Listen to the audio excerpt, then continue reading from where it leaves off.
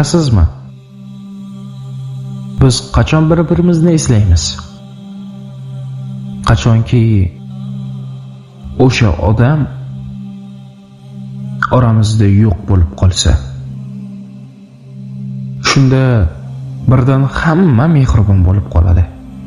Yaxshi gaplar topiladi, ko'z yoshlar quyiladi. Lekin o'sha odam tirikligida yoningda nafas olib turganda bir og'iz charchamayapsanmi deyishga vaqt topolmaymiz. Nega?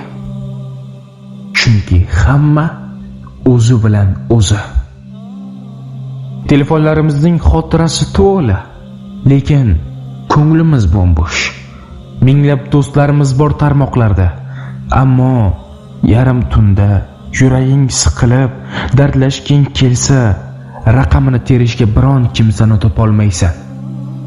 Hammaning o'z muhim ishi bor. Hamma qayoqqadir shoshadi. Qayoqqa shoshyapmiz o'zi? Yaxshiroq mashina olishgami? Kattaroq uy qurishgami yoki birovdan o'zishgami? Xo'sh, mana yugurib manzilga yetib keldik ham deylik. Atrofga qarasak, yonimizda hech kim yo'q. Hamma qolib ketgan. Biz quvgan o'sha boylik, o'sha martaba bizga sovuq devorlardek termilib turibdi. Aytingchi, insonning qadri qachon kiyimning brendi bilan o'lchanadigan bo'lib qoldi? Qachon biz ko'ngilga emas, cho'ntakka qaraydigan bo'ldik? Ko'ryapsizmi? Yonimizdagi odamning ichida bo'ronlar bo'layotgan bo'lishi mumkin. U balki so'nggi bor najot kutib sizga qarayotgandir.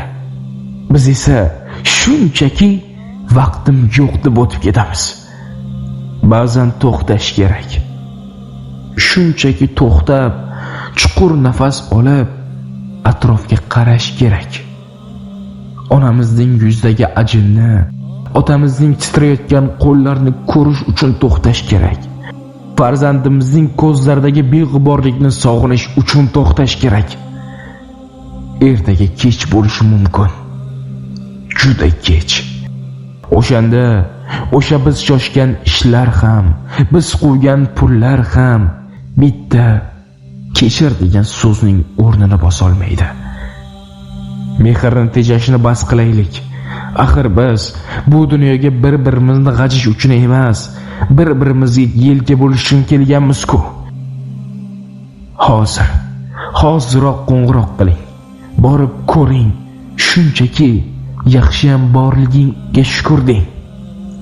Shunda balki dunyo biroz bo'lsa ham yorishar. Sizga qizig'i bormi yo'qmi bilmadim-u, lekin mening yuragim og'riyapti. Sokinlik sari rasmiy kanali sokinlik istagan ko'ngillar uchun. Bizdan uzoqlashmang.